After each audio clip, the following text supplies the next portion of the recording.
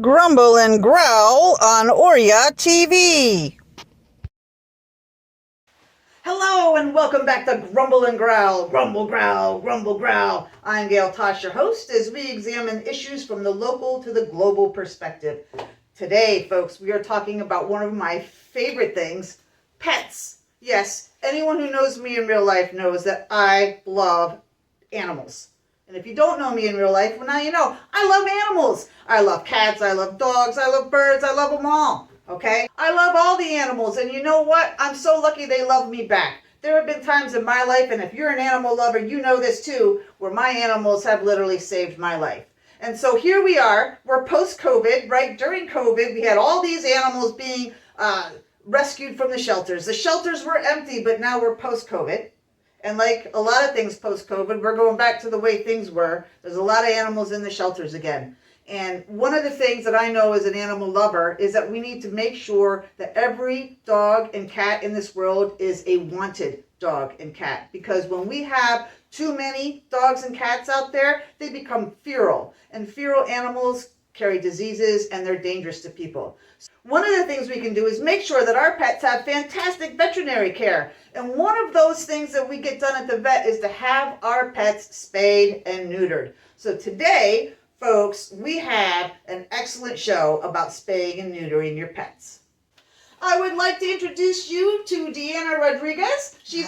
Hi. She's a board member with the organization Fixing to Help. Deanna, thanks for being on the show today. Thank you so much for having me. Oh, it's my pleasure. So tell us a little bit about the organization. Sure. So Fixing to Help is a volunteer-run, not-for-profit organization started in Central New York in December of 2018. And our focus is to provide, it's actually to promote pet wellness and safety, with particular emphasis in making services available to pets that belong to families with low income. Particular emphasis as far as services go, spay and neuter, just these pets that are part of an underserved community. Right, absolutely. I know that when you don't have money, but you love animals, absolutely, and you have pets, it's hard sometimes to be able to afford veterinary care. So how does your organization help? That's a very good question. So our organization helps by being able to provide financial assistance to families that have pets that belong to families with low income. So that spay and neuter component, if you have a pet that has not been spayed or neutered, you contact us. We have to have a verifiable low income and or that the pet owner receive benefits. And then from there, what we do is we register the pet. We make sure that they meet our guidelines as well as the guidelines of the clinic that is helping us with this. And then we contact the clinic to say, hey, your pet has been covered, your pet's spay and neuter has been covered by Fixing to Help. And then an appointment gets scheduled. And then from there, once your pet gets to the clinic, they verify any proper documentation that they need. And if everything looks great, your pet then has a preoperative examination. It gets spayed and neutered. You also receive rabies and distemper vaccinations, as well as postoperative pain control to go home with, ear cleanings, nail trims. Oh my goodness, you're talking about everything here, not just spaying and neutering. You're talking about making sure these animals are really in top-notch shape. Absolutely, and for some of these animals, going to that appointment is probably the first time that they've ever seen a veterinarian, right? Or that they've ever received their vaccination. So it's really important for us to kind of be able to assist these families and help those pets receive that care. Absolutely, absolutely. So if I'm low income, how do I find out about your organization? Would my vet know about you, or? Yeah, that's a very good question because the answer is I'm not certain yet. Oh, okay. So I don't know. Pass this around to all your friends who are needing some pet care out there. So right now,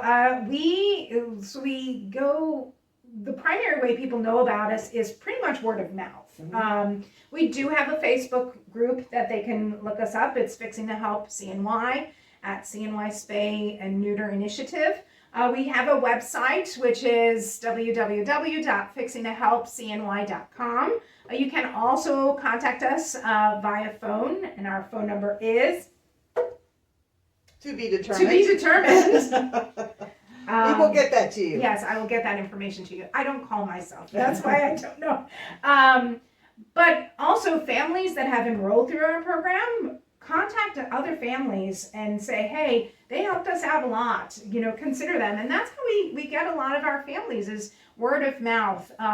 There are also some rescue organizations that have, you know, if families have contacted these rescue organizations and for some reason they can't assist these families, they'll go ahead and contact us or say, hey, come, you know, check with Fixing to Help and see if Fixing to Help can help as well.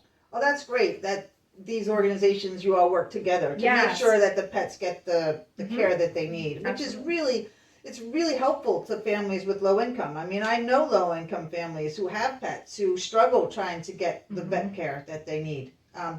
So would you like to introduce us to your friend back here? Absolutely. So our friend is Tigger. And Tigger is primarily here just to emphasize, you know, right now it's just a little incision that we have on the belly, okay? This is going to heal, but let me tell you, this incision right here is going to bring your pet years of health and wellness, okay? And it overall improve their quality of life as well as your quality of life. And in the end, doing this, spaying and neutering, is going to help impact the community, okay? Because we're going to have we're going to have pets that are happy, healthier. We're going to have families that are happy to have these pets inside their house and not get frustrated by, you know, some behaviors associated with not being spayed or neutered. Sounds so comfy and cozy. so overall, I mean, this is just an illustration that something as tiny as an incision right here, a boo-boo right here, can definitely make a big impact on an animal's life. So if some people are sitting at home going, well, I'm fixing to help people, how do they help? Like, what would you like them to do? Yeah, so what would we like you to do? Number one, word of mouth. If you know a family that needs assistance, or if you know a family or a pet that would benefit, please just pass along our information. We would be happy to help.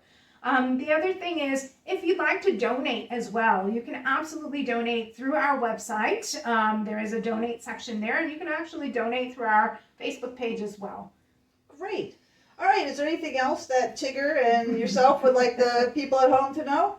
Thank you. I just wanted to say thank you so much for having us here and for allowing us to just spread this information. I mean, it really makes an impact. And like I said, you're making a difference for a pet, a family, for a community. If you sit down and think about it, about 6 million in a year, you roughly have 6 million animals that are surrendered to a shelter. Mm-hmm. Divide that in half, 3 million dogs, cats, right? A lot of them is because medical care they can't receive, or it's just an unexpected, whoops, we have now this litter. And so if we can try to minimize those incidences, right, and keep these animals with their families in their homes, I mean, that's overall what we'd like to share. Now, I also imagine that all of this care is expensive for your organization as well. You did talk about taking donations. We do. Right now, our organization has received donations. We do have donors.